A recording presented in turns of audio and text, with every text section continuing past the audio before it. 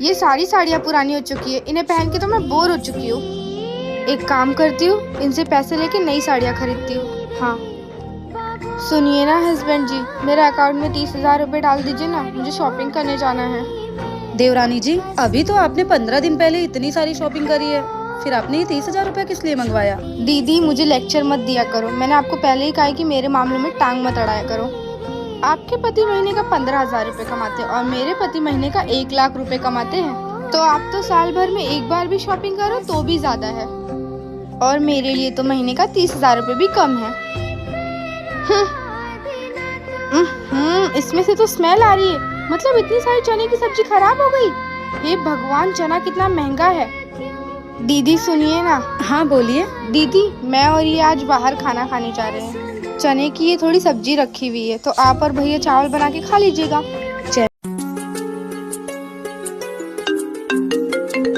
Hello, कहाँ हैं आप और घर कब तक आ रहे हैं?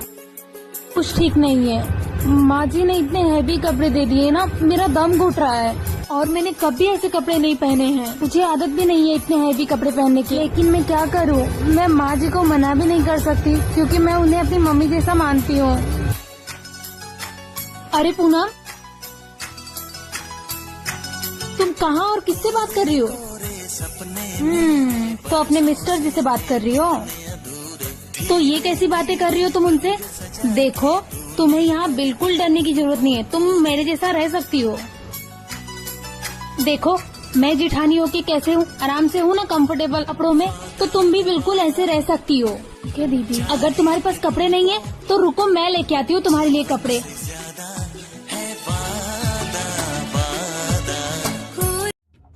देवरानी जी, देवरानी जी, आपने एसी क्यों बंद कर दिया? अरे दीदी आपको क्या बताऊँ, लाइट बिल बहुत ज्यादा आता है और वैसे भी दूसरों के लिए एसी थोड़ा ना लगवा के रखा है। अच्छा आप ये सब छोड़ो ना, आप क्या बोलने आई थी? वो मैं ये पूछने आई थी कि आपने रेड वाली साड़ी कहाँ से ली थी, बहुत अच्छी लग रही थी। अच्छा वो ब्रांडेड साड़ी? अरे दीदी वो बहुत महंगा है, आपकी इतनी हैसियत नहीं कि आप वो खरीद सको। अरे दुखी मत हो, संडे मार्केट में उसका सेम कॉपी मिल जाएगा आपको। ठीक है देवरानी जी, मैं संडे मार्केट से ही ले लूंगी। अच्छा ठीक है दीदी, आप जाओ, मुझे बहुत नींद आ रही है। पक्का एसी की वजह से रूम में आई होगी। अच्छा देवरानी जी, वो परेशान मत हो, मैं पंखा करती हूँ, तुम्हें गर्मी नहीं लगेगी। दीदी गर्मी कितनी बढ़ गई है ना, पता नहीं एसी कब आएगा। देवरानी जी फिक्र क्यों कर रही हो, देखना देवर जी इतना कमाएंगे कि बहुत जल्दी एसी आ जाएगा। हाँ दीदी, सबसे पहला तो मैं अपने कमरे में लगवाऊंगी। हाँ हाँ बिल्कुल, तुम लगवा लेना। फिर आप मेरे रूम में ही आके बैठना। Channel subscribe. देवरानी जी रेडी हो गई? जी दीदी, आपका ही वेट कर रही थी। अच्छा सुनो देवरानी जी, अगर बाहर जाना ना तो बिल्कुल भी तेज आवाज में बात मत करना, सासू माँ को बिल्कुल पसंद नहीं है। और ससुर जी के खाने पीने का अच्छे से ख्याल रखना, अगर जरा सा भी तेज मिर्च मसाला हुआ ना, वो तो थाली उठाकर फेंक देते हैं। और ननंद जी से तो गलती से भी पंगा मत लेना, क्योंकि वो बिना बात के ही उल्टा सीधा सुना देती हैं। पर हाँ, देवर जी थोड़े ठीक हैं, पर तुम्हारे पति के बारे में तो पूछो ही मत, उनको तो हर चीज एकदम सही जगह पे चाहिए होती है। चलो ठीक है, अब जाओ, तुम्हें माँ जी बुला रही है। माँ जी, मुझसे कोई गलती हो जाए तो मुझे बेटी समझ के माफ कर दीजिएगा। मुझे तो पता भी नहीं था कि ये परिवार इतना खतरनाक है। अरे बहुरिया, पर ऐसा तुझसे किसने बोला? बड़की बहुरिया ने ना? नहीं माँ जी। तू फिक्र मत कर। वो माँ जी, आई एम सॉरी, वो मैंने सोचा देवरानी जी से थोड़ी मस्खरी कर लेती हूँ, इसलिए थोड़ा सा मजाक किया था। बहुरिया तू भी ना डराती रहती है, आजा। क्या आपकी जेठानी भी आपको ऐसे ही परेशान करती? देवरानी जी, मैंने सुना माँ जी के 2 सोने के कंगन गुम गए। अरे झूठ बोल रही होगी बुढ़िया। मुझे लग रहा है इस बार वो सच बोल रही है, क्योंकि रो भी रही थी वो। अरे एक नंबर की नौटंकी बाज है, 2 आंसू निकालना उसके लिए कोई मुश्किल का काम थोड़ा है। बात तो तू एकदम सही बोली है, किसी एक्टर से कम एक्टिंग नहीं करती हमारी बुढ़िया। वही ना दीदी, आप इन सब चक्करों में मत पड़ो, आप जाओ अपना काम करो। एक बात बता, जब ये बुढ़िया कंगन रख के गई थी तब इस घर में बस हम दोनों थे, मैंने तो ये कंगन चुराया नहीं, तो कहीं। हाँ तो मोटी, तुझे क्या लगता है ये कंगन मैंने चुराए हैं? मुझे लगता नहीं है, मुझे पूरा यकीन है ये कंगन तूने ही चुराए हैं। मुझे तो लगता है ये कंगन तूने चुरा कर अपने गरीब मायके वालों को भेज दिया है। चुड़ैल, मेरे मायके वालों को गरीब बोल रही है? हाँ तो मोटी, तू क्या मुझे चोर नहीं बोलेगी? तू खानदानी चोरनी है। मुझे तो लगता है जब मेरा कान का गुमा था ना, वो भी तूने चुराया होगा। मुझे तो लगता है जब मेरी अंगूठी गुम हुई थी वो तूने चुराई थी। हो, अभी माँ जी को बता के आती हूँ कि उनके सोने के कंगन तूने चुराए हैं। हाँ जा जा, तू भी कोई दूध की धुली नहीं है।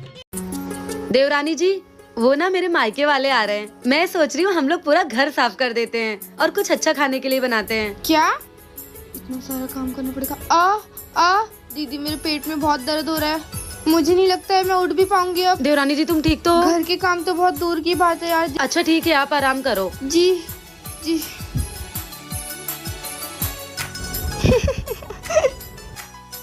दीदी खाना बन गया क्या? मुझे बहुत जोर की भूख लगी है।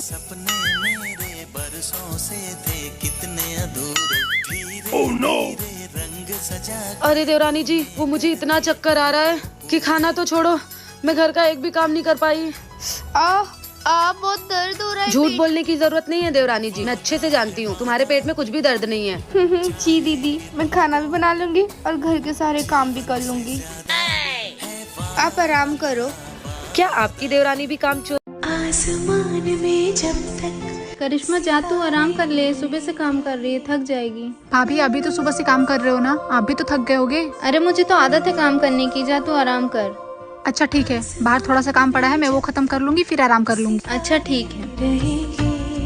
करिश्मा एक गिलास पानी पिला दो। हाँ ला रही हूँ। ए जी सुनिए ना, हाँ बोलो।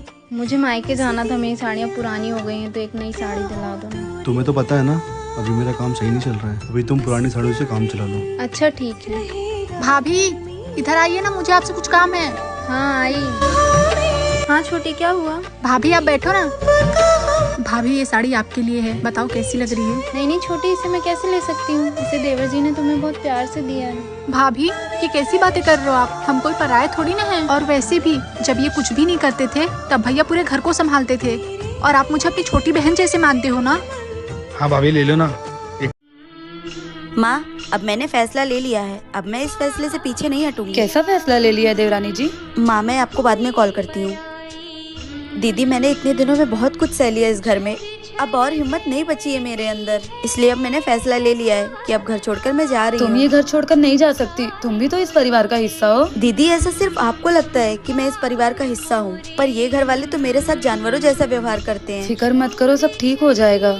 अब कुछ भी ठीक नहीं होगा, सच बोलूँ तो ये घर वाले आपके भी लायक नहीं है। देखो इतनी जल्दबाजी मत करो, थोड़ा वक्त दो, सब ठीक हो जाएगा। और मैं भी तो इसी घर में रह रही हूँ ना। वो तो आप इस घर में इसलिए अच्छे से रह पा रही हो क्योंकि आपके पति अच्छे हैं, जो आपको इतनी इज्जत प्यार और सम्मान देते हैं। मैं समझ सकती हूँ, तुमने ये फैसला बहुत सोच समझ के लिया होगा, लेकिन मुझे तुम्हारी बहुत याद आएगी। अगर मैंने इस घर में कुछ अच्छा पाया है तो वो है आपका बड़ी बहन का रिश्ता। मुझे भी तुमसे छोटी बहन जैसा प्यार मिला है। जी दीदी आप फिक्र ना करो, मैं आपको कॉल करती रहूंगी। अरे मम्मी गहने की बात तो छोड़ो, आपको पता है मम्मी मेरे ससुराल वाले इतने गरीब है कि इनके घर में कभी राशन ही नहीं रहता। सुबह 1 किलो चावल आया तब जाके खाना पकाए। देवरानी जी। जी दीदी। किचन में आओ, काम है। जी दीदी आई। मम्मी आपको क्या बताऊँ, कल रात को जेठ जी ने जेठानी जी को थप्पड़ मारा। मम्मी ये घर ना पूरा सीरियल है इन लोग के ड्रामे तो कभी खत्म ही नहीं होते। देवरानी जी। जी दीदी। तुम इस परिवार की छोटी छोटी बातें अपनी माँ को क्यों बताती हो? तो दीदी मैं अपनी माँ को नहीं बताऊंगी तो किसको बताऊंगी? अगर बतानी ही है तो अच्छी बातें बताओ। अगर ऐसी बातें बताती रहोगी ना तो तुम इस परिवार को कभी नहीं अपना पाओगी, और तुम्हारे मम्मी पापा को भी लगेगा कि तुम यहाँ कभी खुश नहीं हो। अब शादी के बाद यही तुम्हारा परिवार और यही तुम्हारा घर है। मुझे लगता है तुम्हें ये सब बातें अपने मायके में नहीं बतानी चाहिए। जी दीदी, दोबारा मैं ऐसी गलती नहीं करूँगी। क्या मैंने सही कहा? जेठानी जी। हाँ देवरानी जी। जेठानी जी वो मैं आपसे ये पूछने आई थी कि इनके फोन में बार बार किसी का कॉल आ रहा है, किसी का मैसेज आ रहा है, तो क्या आप मुझे पढ़कर बता देंगे इसमें क्या लिखा है? आपके देवर जी नहाने गए हैं। पर क्यों देवरानी जी, तुम्हें मैसेज पढ़ना नहीं आता है? नहीं जेठानी जी, मुझे अंग्रेजी पढ़ना नहीं आता है। कोई बात नहीं, मैं तुम्हें पढ़कर सुना देती हूँ। ठीक है जेठानी जी। अरे देवर जी तो देवरानी जी को धोखा दे रहे हैं, अगर ये बात देवरानी जी को पता चली तो उन्हें बहुत बुरा लगेगा। क्या हुआ जेठानी जी, बताइए ना क्या लिखा है इसमें? कुछ नहीं देवरानी जी, वो देवर जी के ऑफिस से कुछ इम्पोर्टेंट मैसेज था, बस और कुछ नहीं। अच्छा जेठानी जी मुझे थोड़ा सा काम है, मैं जाती हूँ।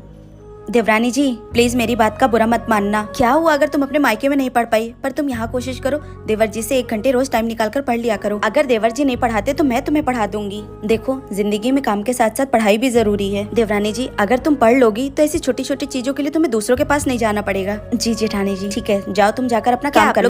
जेठानी जी, क्या हुआ? तुम चिल्ला क्यों रही हो? मैंने किचन में पकोड़े तल के रखा था, आपने ठूस लिया ना? नहीं, मैंने नहीं खाया। वो ऋषभ ने देख लिया था तो जिद करने लगा, तो उठा के मैंने उसको दे दिया। अगर आपको अपने बेटे की इतनी जिद पूरी करनी है ना, तो खुद बना के दे दिया करो। ये पकोड़े मैंने अपने उनके लिए बनाई थी, लालची कहीं की।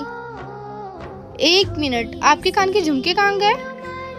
कहीं झुमके बेच के अपने बेटे की जिद तो नहीं पूरी कर दी? नहीं देवरानी जी, ऐसा नहीं है। वो पापा की तबीयत खराब है तो मम्मी को थोड़े पैसे चाहिए थे, तो मैंने अपने झुमके गिरवी रख के उनको पैसे दे दिए। अच्छा, तो तुम अपने गहने बेच के अपने मायके वाले की मदद करोगी? हाँ तो क्या हो गया, वैसे भी वो झुमके मेरे मायके के थे। शादी के बाद ना लड़कियों का हर सामान उसके ससुराल वाले का हो जाता है, तो ये तो बोलो ही मत। ये मत भूलो कि पहले मैं उस घर की बेटी हूँ, बाद में इस घर की बहू बनी हूँ। आप ना महान होने का बहुत ड्रामा करती हो। वहाँ अच्छी बेटी बनने का, यहाँ अच्छी बहू बनने का। तुम पैसों के घमंड में इतना चूर हो चुकी हो कि तुम्हें किसी और का दर्द दिखाई ही नहीं देगा। आपके लिए पैसा बड़ा है या परिवार, कमेंट बॉक्स में जरूर। माँ जी, मैं सोच रही हूँ कि गर्मी की छुट्टियाँ पड़ गई हैं, तो थोड़ा अपने मायके हो आऊँ क्या? अरे बहुरिया, तू चली जाएगी तो पूरा घर सूना हो जाएगा। सूना कैसे हो जाएगा माँ जी? देवरानी जी है ना। अच्छा ठीक है, फिर चली जा। ठीक है माँ जी। माँ जी, मेरी मम्मी का कॉल आया था। मम्मी कह रही थी कि सारे भाई बहन आ गए तो मैं भी चली आऊँ। वैसे भी शादी के बाद कहाँ ही सारे भाई बहन मिल पाते हैं। अरे अभी बड़की बहुरिया बोल के गई है कि उसको मायके जाना है, उसको आन दे फिर चली जाना। पूरा 1 साल हो गया बहुरिया गई नहीं अपने मायके। जी माँ जी। देवरानी जी, अभी तुम अपने मायके चली जाओ, मैं बाद में चली जाऊंगी। पर दीदी, आपको भी तो जाना है ना? कोई बात नहीं, तुम्हारे तो भाई बहन आए ना सब साथ में, मैं तो अकेली हूँ, कभी भी मिल लूंगी। थैंक यू दीदी, आप बहुत अच्छी है। आपकी वजह से मैं अपने भाई बहन से मिल पाऊंगी। इस गर्मी की छुट्टी में आप कहाँ घूमे, कमेंट बॉक्स में जरूर। देवरानी जी सुनो ना, मैं सोच रही हूँ आज कोफ्ता बना लूं। वो क्या है, इनको बहुत पसंद है ना। बनाइए ना दीदी, जो आपको बनाना है। आपके इनको ये सब पसंद होगा, पर मेरे इनको नहीं। एक बात बताना, क्या बोल रही थी आप? आपके मायके से इयररिंग आया है? मैंने तो सुना आपके दहेज में इतना कुछ नहीं आया था। कैसी बात कर रही हो, ये मेरे मायके से ही आया है। चुप करो दीदी, मुझे तो मत ही सिखाओ। पति के पैसे से सब कुछ बना के कहती हो मायके से आया है। देखो देवरानी जी, बनवा तो मैं अपने पति के भी कमाई से सकती हूँ, लेकिन जब ये मेरे मायके से आया तो मैं अपने मायके वालों का नाम भी नहीं लूँ। अब हर दिन आपके मायके से कुछ न कुछ आते ही रहता है। इतने अमीर हो गए वो लोग। कहीं आप अपने ससुराल का धन दौलत अपने मायके में तो नहीं रख के आ गई है? आज तुम मेरी चीजों पर सवाल उठा रही हो। मेरे जानते हुए भी देवर जी आपके लिए कितना कुछ बनवाते हैं, लेकिन आप सब पर अपने मायके का नाम डाल देती हैं। तब तो मैं आपको कुछ नहीं बोलती हूँ। अगर बड़ी होके मैं तुम्हें कुछ नहीं बोलती हूँ ना, तो छोटी होके ज्यादा जबान चलाने की कोशिश मत किया करो। क्या मैंने सही कहा? कमेंट बॉक्स में। देवरानी जी, आज ना तुम ये वाली साड़ी पहनना। क्यों दीदी, आज कुछ स्पेशल है क्या जो आप मुझे साड़ी गिफ्ट कर रही हैं? नहीं, इस साड़ी में तुम बहुत अच्छी लगोगी। नहीं दीदी, कुछ तो गड़बड़ है, वरना आप मुझे गिफ्ट करें, ऐसा तो हो ही नहीं सकता। क्योंकि तुम माँ बनने वाली हो ना, बस इसी खुशी में। नहीं दीदी, आप सच बताओ क्या बात है। कुछ गड़बड़ नहीं है, ये लो, इसे रखो, नौटंकीबाज कहीं की। ये साड़ी बहुत अच्छी है, थैंक यू सो मच। अच्छा देवरानी जी, ये लो देवरानी जी, इसे तो मैं भूल ही गई थी। ये तुम्हारी साड़ी पे बहुत अच्छा लगेगा। वाह दीदी, ये तो सच में बहुत अच्छा लग रहा है। ये तो मेरी साड़ी से भी मैच हो रहा है। देखो, तुम माँ बनने वाली हो तो तुम्हारा चेहरा भी कितना खिला खिला रहता है आजकल, है ना? मुझे भी ऐसा लग रहा है कि दिन पे दिन मैं ग्लो होती जा रही हूँ। अच्छा ठीक है, तुम जल्दी से रेडी होकर बाहर आओ, माँ जी बुला रही हैं। जी दीदी, आप चलिए, मैं आती हूँ। इस देवरानी जेठानी के प्यार को कितना % प्यार देना चाहेंगे आप, कमेंट बॉक्स में जरूर बताएं।